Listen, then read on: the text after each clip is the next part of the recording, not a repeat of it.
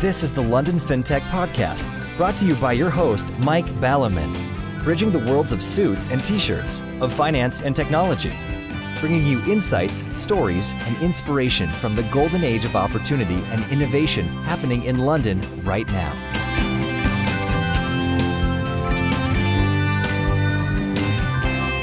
Hi, this is Mike Ballerman, and this is London Fintech Podcast, episode 004. On the show today, I'm delighted to welcome Eddie George. In episode 001, Fintech, the 30,000 feet overview, I mentioned that the first reference I'd seen to the word Fintech being used in the modern sense was by a man in a pub 3 years ago. Eddie was that man, although we're not in that pub.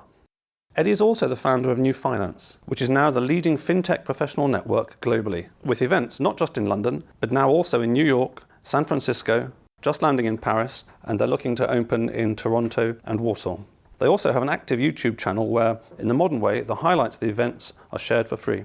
Above and beyond these facts, however, is a rare and modest gentleman. Having now actively hung around the fintech scene for a little while, I've heard nothing but praise for Eddie and his helpfulness. I was first recommended by a friend, a COO of a non-fintech company. She said Eddie is the guy I absolutely have to meet. He's certainly been helpful to myself and the London Fintech Podcast, and I'd like to take this opportunity to publicly thank him now. In a fintech world which is, at the extreme, shall we say, active in terms of PR, with certain folks spinning and pushing their way to the front, Eddie is the opposite. He just gets on with it, where it is helping the fintech scene and those people in it. It's rare in any professional world to hear no slant or negative gossip about anyone, so it's a great tribute to Eddie's integrity. Having been in the scene for a long time, he's also the ace guide to what's what and getting behind the media spin. So let's get on with the show and hear what he has to share today. Hi Eddie, thanks for joining me today. Hi Mike. Before we dive into the meat of the show, what led you to where you are today, Eddie? I assume that from birth you weren't in fintech. No. Well, my academic background is, computer science MBA and all that kind of good stuff, and in the city. So actually the very conventional financial technology sort of world in the city, building stuff for banks and investment banks or whatever. And I made my way up to CTO and then realised I didn't really want to do that anymore, having got there, because it was a bit boring really, and I wasn't doing anything very creative. So I parachuted out into the scene, tech scene. It wasn't a fintech scene at the time. Roughly when are we talking then? So I think I came out about 3 or 4 years ago. 4 years came ago, out of the city rather than came out of the closet? Yeah, out of the closet, now out of the city. So I dropped out of the city into the tech scene because I knew there was really interesting stuff going on. It was quite early days then, so I used to go to minibar and all this kind of stuff to see what was going on.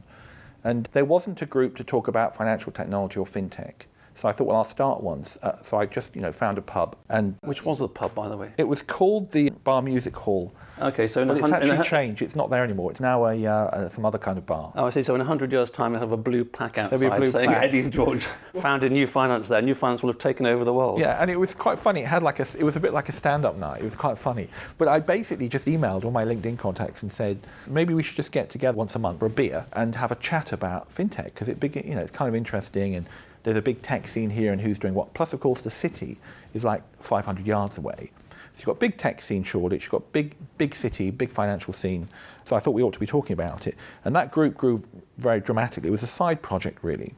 And it grew very dramatically. And I think it was about 500 at the end of the first year. But then it was like 1,500 at the end of the second year.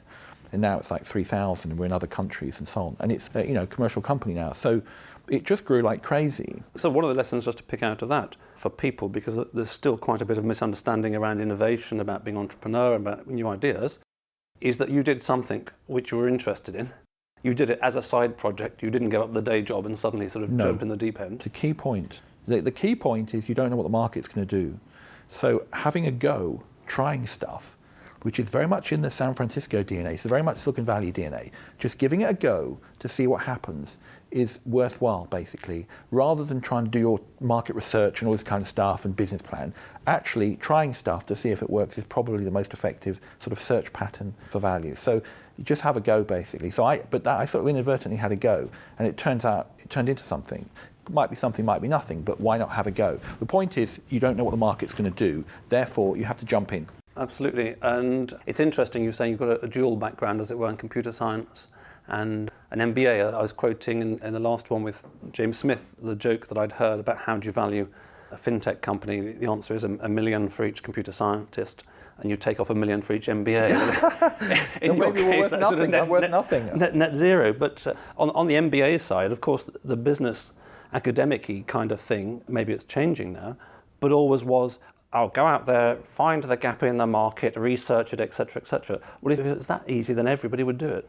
They don't know what the market's going to do. No, exactly. I think particularly we live in a world of such accelerated change that maybe in the 1950s or 60s you could do that kind of thing. You could go and analyse it when things weren't changing. Now everything's changing so rapidly, we don't really know about tomorrow, let alone week after. I mean, look, the MBA is very valuable, I think. I know the MBAs get a lot of criticism because they're easy to caricature, but I actually find it really useful. It's just a body of knowledge. You're going to spoil my fun now, caricaturing MBAs. But it's just a body of knowledge. So what's good about MBAs then? No, it's just learning. It's just a body of knowledge. It's just learning. I mean, there are lots of useful, practical, hard things about business degrees in terms of knowing how everything fits together. So right. you learn about things like finance and all the rest of it, and so which is really good. But I think if you're looking to manage something or deal with other people in business, it's very useful to have a business degree. So I found my computer. I just think I found my computer science degree very valuable. So I thought I'd do a business degree much later. So you'd formed this group, we just got together with some mates and said, let's have a drink and talk about this, a focused drink every month. Yep. It grew quite rapidly. So when, from your perspective, which is probably longer than anybody else's on the fintech scene, as I said, just in terms of my initial research, if you go back some time in the past, let's say 10 years, people used fintech occasionally, but they generally meant IT and finance or derivatives technology, in the modern sense that we've got all these sort of startups and these new companies attacking financial services, as it were, or at least trying to do it differently. That's a much more modern usage in the way that you read it in the Evening Standard or the Guardian or the Telegraph this year and just starting last year. So when did fintech as such start taking off over that period? I think it started taking off last year, 2013. Right. But I think it boomed in 2014, at the beginning of this year. Yeah, there's a real bubble going on. So it's gone absolutely crazy this year. I think 2013 was, I think we doubled in size in 2013. And I actually think the new finance group is a kind of bellwether of interest, I say, because I have a whole bunch of KPIs on what we've been doing, all sorts of stuff. And I can see it really take off early this year. Right. For reasons I don't know. I think it's just a lot of stuff came to fruition. We reached a tipping point. And everyone weighed in. Lots of people weighed in, including government and other companies or whatever. Yeah. So we now have, the number of accelerators has tripled or something, or quadrupled. So we now have at least 4 I can think of in the UK. There's one in Leeds opening up. So there was one last year. There was Fintech Innovation Lab last year. This year, Barclays, Startup Bootcamp, there's Dotforge opening up in Leeds. So it's now quadrupled in a year. And no doubt there'll be many more. There's also, MasterCard StartPath over in Dublin and so on. So if all the figures are not double, they're like quadruple, times 4, times 5, times 6. Everything's really gone crazy. That's interesting because that correlates with my kind of much more informal field in that somebody first mentioned fintech to me last summer and they said, oh, Mike, with your background in finance and tech, you should get involved in this. I had a little look around and I really couldn't see very much. It didn't seem to be much there. Fast forward 6 months, then you're reading about it on the front of the Evening Standard and there's Tech Week and people are raising 25 million and all this kind of stuff. And then, it's really, really going. And maybe that leads into what we're just touching on before we started in terms of the froth.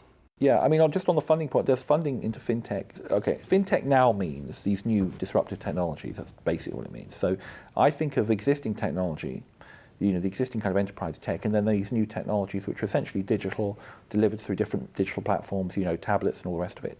And so that's what fintech has become to mean, regardless of its history, frankly. Yeah. One of the reasons for booming as well is a massive increase in capital going into the whole fintech world. So in the UK, we didn't really have that last year. This year, lots of large banks and people are opening up fintech funds. So you're now seeing money moving in. Money means activity. Have you seen that money? Because I've seen the announcements in the press, HSBC 200 million, Santander 100 million. Right. But I haven't actually yet met all the people who have got tens of millions have been given out. Maybe it hasn't started to be given out. It hasn't started properly yet, but if you actually look at some of the reports, look at the Accenture report globally, the investment into fintech is definitely increasing exponentially. Yes, that's what they say. It's just that I haven't personally actually met them. There are a few companies that we know about because it's even in the Evening Standard or the Guardian. I can think of a few. Right. I can think of a few. Yeah, I can think of a few who've got some serious money. Oh yeah, no, we can think of a few, but does it add up to 300 million, for example, just on those 2 banks? No, I don't think they've had a chance. I don't think those figures are necessarily correct either. Yeah. I'm not sure where those figures come from. I think you might want to ask the banks about those. But no, I have, and my contacts at the various banks said they didn't know which department had the money. So you've got, if you put capital in, you get activity. So that's what's happening. But anyway, coming back to your froth point, is I think what's happening is, in the early days, I think we'll look back at this in 10 years' time, and you'll see a cycle, this is probably year 2 of a 10-year transformation. So everyone gets that finance is being transformed by technology in the same way travel was, and retail and fashion, everything else, right? We get that. How long is that going to take? Probably 5 or 10 years, because it's a more regulated industry, it's more conservative, it's also larger and it's more complex and it's global and all the rest of it. So I think we get a lot of froth right now because that is a feature of the early days of the Wild West. And there are a lot of opportunities for people to just, hype up what they're doing and all the rest of it. And I get a lot of people complaining to me about this. Right. Okay. To which my response is, A, ignore them, and B, get on with it. Because it has no real value, and don't be too worried about it. But that's just natural. I think it's natural that people jump on the bandwagon. I suspect it's part of the evolution, isn't it? When there's a gold rush, the way we really make money is by selling shovels and sandwiches. Yeah, I think that's probably true. And lots of shovel shops and lots of sandwich shops. I think the less metaphorical point here, just based on my more limited experience, is that, as you say, there is a wide variety now of incubators and accelerators in London. So if you're going to start your fintech company and join one of those, I was thinking recently, given that the A-level results have just come out, that really it should be a bit like going to university. They are not all the same. Some of them are very good at promoting themselves, and some of them have got a great reputation in the media. But then 1 or 2 of those, you go around and meet people there, and they say, well, it's a bit like Regis, they don't do much for us. And vice versa. You go to some places which aren't so much heard about in the media, and people say, oh, these guys have been really helpful. They put us in touch with proper funding and all this kind of stuff. As I mentioned in the introduction, it's like yourselves. New finance doesn't go actively promoting itself in the mainstream media. But actually, if you go around asking people, then all roads lead to Rome, and you're one of the main Romes around. Yeah, our voice is not hype. We don't hype. I'm much more interested in actual practical output. And I ultimately think that that's what counts. And that cuts through. The problem is when there's so many people, there's so much noise, do you want to be part of the noise? Do you want to compete? Do you think you can? I don't believe we can. You shout louder than everybody else? I don't think we can. And I'll tell you why. If I spend 99% of my time executing and I have 1% left to shout, I'm going to be out-shouted by those with 99% of their time to shout and 1% of time for execution. Yeah. So how about this? How about we just focus on execution and building what we do and just leave them to it? I can't be bothered, frankly. Yes. Just on this point, just because we're talking about the creating audio content and the audio-visual content you create yourselves. And I was talking about the fact that it's taking me a day and a half to edit a merely a half-hour episode to get the ums out and to get the ers out and all that kind of thing. And plenty of people have given me the advice, no, just release it any old how and then spend all that time on Twitter instead. But this is the inverted pyramid we're talking about, which is spend all your time doing promotion and not much on product. Whereas I'm quite sure that what will last is that focusing on producing good product, and of course making sure that people hear about that, because you can spend all your life in your garden shed producing something wonderful, but if nobody knows it exists, then that's gone to the opposite extreme, of course. The idea that you would spend, tweeting, if you produce good quality, what you've got to understand is that the people who consume this type of content are all on different journeys at different times. So the reason we produce content and we put a lot of effort into making it professional is because it's going to be watched many, many more times after the event. Our top watched, videos, 6 months, a year old, some of them, They're not, because that's the point at which it becomes relevant to the entrepreneur. So if you run an event today on big data, for example, a lot of people won't come because it's not relevant. But in 6 months' time, it becomes relevant to their company. They then go back and watch the content. So that content needs to be good quality, not just something that was rushed out. Or it's of no use to them. So although it takes a day to edit a video, or whatever, you only have to do that once. Once it's done, once it's posted, it then starts. It's like the gift that keeps on giving. I've forgotten the figure, 6,500 last month. It was a big month before, 13,000 or something. I can reach many more people across the world with content than I can ever reach them by running events face to face. So you've got to produce good quality professional content to add value. So in terms of new finance, as you say, it's a journey, and in a few years' time it'll be different then from it is now. But where you are at the moment, do you see yourselves as kind of a combination of, on the one hand, distribution? If there's some big company out there and they want to get to 3,000 fintechers, as far as I know, you're the only way to get there. So on the one hand, you've got distribution, the network, but on the other hand, you've kind of got this education function. Yeah, I think so. Our core sort of functions are community, number one, which is about building community and connecting people, introducing people things like there's a lot of stuff going on in the background for new finance that just isn't visible. It doesn't really matter if it's visible. We don't tell people every time we make a valuable introduction, or we connect someone into New York or here or whatever, so we don't scream about that stuff. But it's really valuable. What it does is it builds goodwill and it builds community. So there's a whole community thing going on. There's also an educational piece about producing content that can educate remotely, because lots of people can't get to events. They might be in another continent. Yes. So there's definitely, there's two real issues in the scene. One is getting capital, the other one is expertise. And the expertise thing is addressed by education. So we're actually going to go further than that. We're talking to a university about putting together an online educational thing about fintech. And that might come to fruition, and I'll let you know if it does. But capital I can't do much about except introduce people, because we're not a provider of capital. But this is a relatively green scene. London is a green scene. Tech City, I think, is maybe 3 years old, 4 years old. Something like that. It's not decades old. So we don't have enough vets running around having made billions to invest in these new companies. So we need to educate people. There's a lot of education required to bring everyone up to speed, and that's just the way it is, and that'll change over time. Absolutely, and picking up that point, as I know recently you were going around America doing your stuff over there, what kind of lessons do you think that the London scene can learn from, let's take America as an example? I actually think London and New York are very similar, right, in the sense that they're both newish kind of tech scenes. Silicon Valley has some, or the Bay Area has some really good lessons in the sense that they've learned, they're much more tolerant to experimentation and failure and so on. Yeah, that's very West Coast, isn't it, really? Yeah, the have-a-go thing is much more in people's DNA. Yeah. So in the UK, if you're expected to produce the finished product perfect, whatever, at first strike. And so people, there's a lot of pressure to get everything done perfectly. In the Bay Area, people are much more helpful if you want to just have a go. So we need to adapt, the culture needs to change. And that's very hard, because for people working in large corporates at the moment, the ethos is going ever more and ever more in the direction of no mistakes. I was talking to a guy who was a partner of a law firm recently about the fact that in the city and in banks, when I started, pre-Big Bang days in the 80s, it was really about people who are creative, who are going to make something happen, who are going to get results. And of course, if you try that, then sometimes you're going to trip over. But actually it had turned into the people who never actually do very much, who don't take the risks and therefore don't get the results. And it was kind of much more low risk. And he said it's the same thing. He'd been part of a conversation about who to make up for a new partner next year. He mentioned a certain guy, and this guy had done some fantastic things. And around the table they said, oh yes, but he got one thing wrong. And they ended up picking somebody who never got anything wrong, but as a result, never got anything right. And I remember a joke about some guy in the old days, a client what's in banking. His proud boast was, I never made a loan that made a loss. To which everyone else would sort of mumble, yes, but he never made a loan. Never made a loan. Okay, my thinking on this is that, the UK hasn't yet produced the massive exits that, say, the Valley's produced.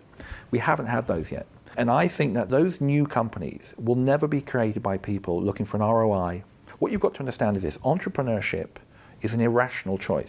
Yeah, okay? You have to be slightly crazy. You have to be slightly crazy. And I think it's George Bernard Shaw who said it's only the unreasonable man who changes the world, because a reasonable man adapts to the world. The point is this: in order to discover those new companies, whatever they are, Facebook, Twitter, these huge companies, you're going to have to take a lot of chances and adapt your mindset. It's about changing your mindset.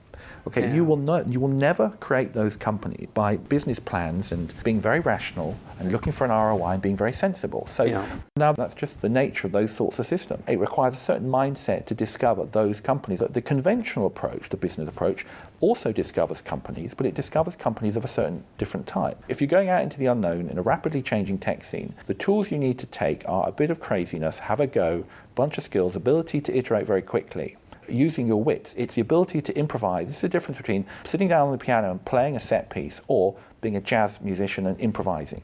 Absolutely, and I definitely get that from the West Coast and all this Y Combinator and the whole kind of vibe over there. I think the one thing that I've found, and I'd like your views on it, the one thing that I've found is that a lot of that is translated lock, stock and barrel to the incubators and all this kind of thing. And there's some kind of idea that a 17-year-old sleeping on someone's couch can have a great idea which will really get going in fintech. Fintech itself is a vast topic, as is financial services. But for me, a lot of fintech, a lot of financial services really requires good domain expertise, good knowledge of financial services in the first place. I mean, the companies that I've met in the last few months that have impressed me Most have been set up by guys who have said, oh yeah, I had 10, 15 years at JP Morgan working in this area, and I really know this tiny part of the business, and I know what's going wrong, and I know how to fix it, and I couldn't get it done in a big company, and a bit like hedge funds used to do, I've stepped outside and I've done it outside. Those are the guys who can sort of sort the problems out around derivatives, clearing and this kind of stuff, not some 17-year-old on a couch. The 17-year-old on the couch perfectly well knows the retail market and what 17-year-olds want from the internet and all that kind of thing. And I haven't really seen that point sufficiently emphasised, and this whole stuff around incubators, that they find lots of people and give them 20,000 euros. I hope that kind of works, and it will work in some things, but it certainly won't work in the most technical parts of finance. I think that's probably true of the current wave or current stage we're at. And the reason for that is most of the products tend to be derivative of the existing banking system or the existing insurance or whatever it might be. So they're not brand new. A lot of them are very derivative and they're not completely reconstructed. So in that case, if you want to do, for example, if you want to do, I don't know, cheaper FX or something, you need domain expertise to know how it all fits together. Yeah. But it's very recognizable as a service you would get elsewhere. But what you're going to do is deliver it through different platforms, better user experience and cheaper, but it's essentially the same thing. Yeah. Okay, we're not quite at that stage where a 17-year-old on a couch dreams up a new type of virtual currency, or just the principles upon which it would work that his other 17-year-old peers would really like to use, and he knocks it up. No, absolutely. Okay? We haven't had that yet, and I don't think we're going to have that yet. I think we're in the derivative stage where everything tends to be recognizable from the existing world, but it's just better because it's using digital to drive the transaction cost down, to deploy it, distribute it globally, to deliver it through a far better user experience and so on. So it's those areas of tech which are being taken advantage of. I think you'll see, as we move on, people coming in who have no domain expertise, coming up with the ideas which are derived from outside the industry, and actually hedge funds do just that. So it's not unusual for hedge funds to hire, weather forecasters and all sorts of mad people from other fields who know nothing about FX to try and get them to predict some of these markets using techniques which are completely non-parametric or out of that world. So I think we're just not there yet. Well, I think we need a side bet on this then, Eddie, because I certainly see your point, and it may well be that the UK's first £1 billion IPO or even £100 million IPO in fintech comes from the sort of the 17-year-olds on the sofas. It may well be, or it may well be what I say, which is it comes from the sort of 35, 40-year-olds who understand it more. So we'll have a little bet on that. I don't think it's either or. I just think the environment isn't yet right for this completely brand new off-the-wall thinking yet. I think we're still going through a derivative phase. There's lots of infrastructure that isn't in place, stuff like authentication, payment systems. Once all those things are in place, so once you've got things like Ripple or whatever it might be, so once there's lots of the components in place, you might find that people then come up with something that's completely unheard of. But bear in mind, most of the financial service industry is relatively old in its thinking in terms of the product structures. So a lot of the way things work are derived from fairly old business models. So it's not surprising that the derivative stuff doesn't appear particularly new. Just wait until some of this new stuff comes along. Well, I buy that, and let's see. And I think what you say there, that it interests me, and I think this is something that New Finance is very good at promoting. So, for example, recently when I went on your Insurance Disruptors Day, at the Insurance Disruptors Day, there were a bunch of nice guys there from Aviva, and then there were a bunch of individuals with their own thing. And it's putting all this stuff together, I think, which produces the real potential. Yeah, I think you've got people who are in the industry and you've got people who are outside, and you need to bash the whole thing together. Yeah, absolutely. You need the young ones and you need the grey hairs and no hair brigades put together, and by putting all those together, you really can make a difference. Yeah. But I suspect otherwise, if you have just 17-year-olds or just 52-year-olds. Yeah, I think if you were forming a team to create, say, a disruptive insurance company, you would almost certainly want people from in and outside the industry. You would want a mixture. You want a really good mixture of people on the team. You can't suddenly take on insurance if you know nothing about insurance. You would want people on the team. You would want, the more varied team, the stronger that team.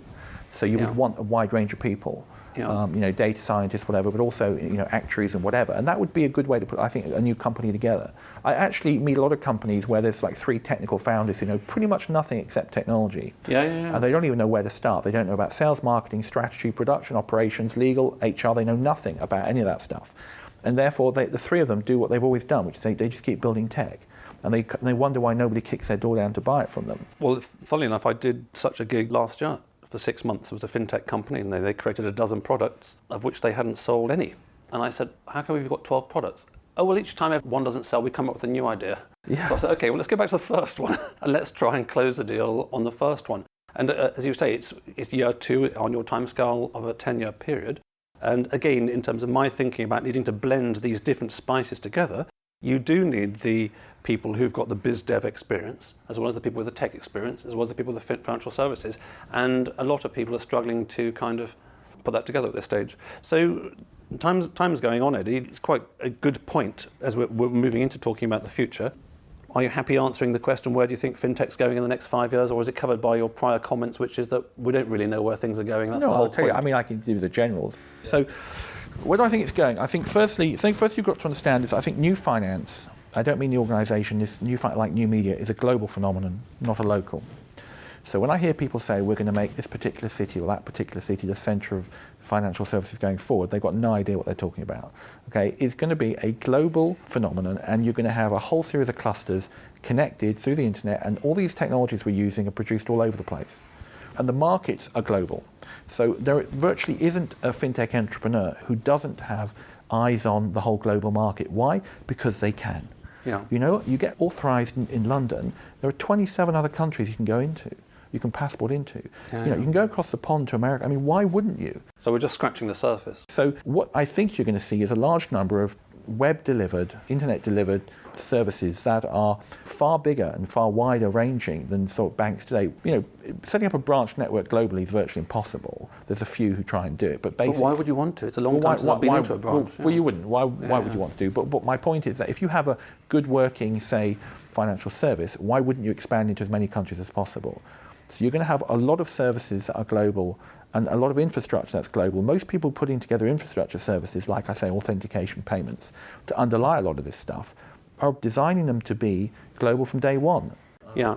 So it's going to be a very, very different world. You'll be buying your services from anywhere. I mean, perhaps only regulation will limit where you'll be able to buy your services or what you'll buy, because that tends to be geographically located in your country. But I don't believe there'll be very many fintech entrepreneurs listening to this podcast who don't have global ambitions. And their plan is typically get it working in this country or that country, wherever they are.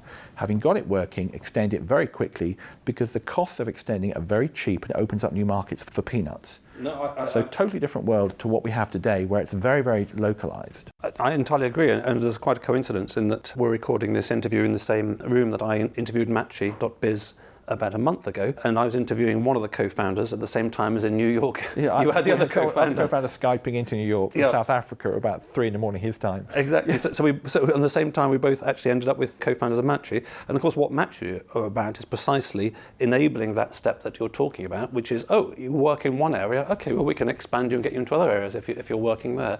And I think it does come back to the point that you make, which is very well made, which is, to mix metaphors, at this stage, pretty much all we're doing is producing Lego blocks. Once we've got these various components, or like a Meccano set, used to be when I was young, when you've got all these various components, then in the future, the next generation of fintech entrepreneurs can use these components and put something together that we can't imagine at the moment. Yeah, I mean, at the moment, the internet, you know, there's lots of services that need to be layered on top of the internet to make a lot of this work. And the obvious one are, you know, global payment systems. There are things like authentication. The internet doesn't come with authentication. There are lots of, you know, think about, you know, e-banks and other services that are going to come about. And then I think when a lot of that infrastructure is in place, you can start to create things which look nothing like all the stuff that came before.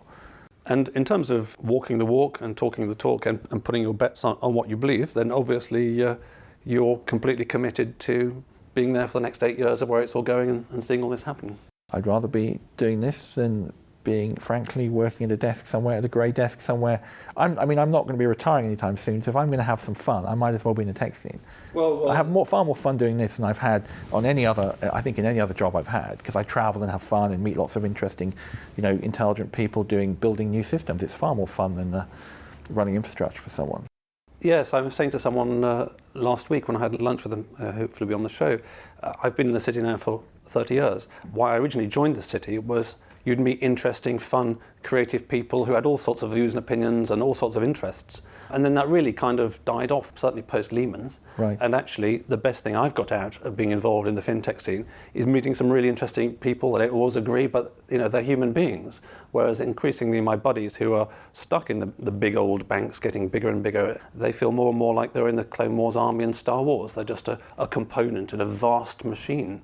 So for all of those of you in vast machines picking up Eddie's theme at the beginning, maybe get a side project going, possibly in a pub, and see where it goes, because it may be your way out. Well, why not get involved? I mean, another interesting dimension which I like about the tech scene is that people contribute their time to each other. The people's helping each other. People are very helpful. People are very helpful. They're very helpful. And the reason for that is you need to build your network in the tech scene, and the best way to do that is just to help people out or get involved or whatever it might be. So, I mentor at Barclays Accelerator and do a few things and help out a few things. And it's not about financial return. It is about networking, meeting people and getting to know what's going on.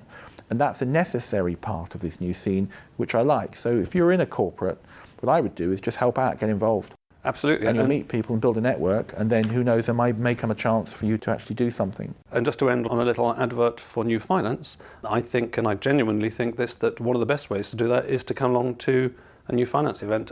The London Fintech podcast is about bridging the worlds of suits and T-shirts. If you come along to one of Eddie's events, you meet people wearing suits, you meet people wearing T-shirts, and no one cares who's wearing what. Nobody cares. cares. Everybody's there, and you can get involved even if you're just popping out of your day job, whether it's your day job as an entrepreneur or day job working in a big bank or a big insurance company. Okay, thanks for that, Eddie, and good luck for the next 4 years. We'll have to go and get that blue pack for that pub. Thank you. Thank you. Thanks, Mike. Thanks for listening. If you enjoyed the show, please subscribe on iTunes or your podcast app, or sign up at londonfintechpodcast.com for email alerts of new episodes. Live long and prosper.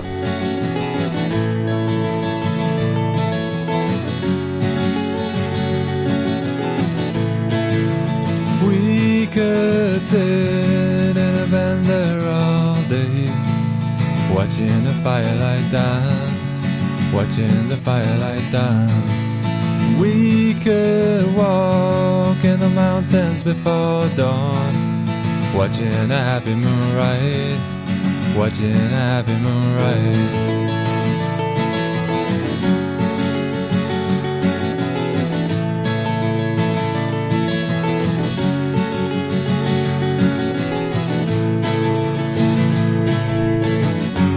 Come away from the city, with the tarmac so dead and the people so sad. Come away from the city, with the faces so grey, with the pain of the everyday.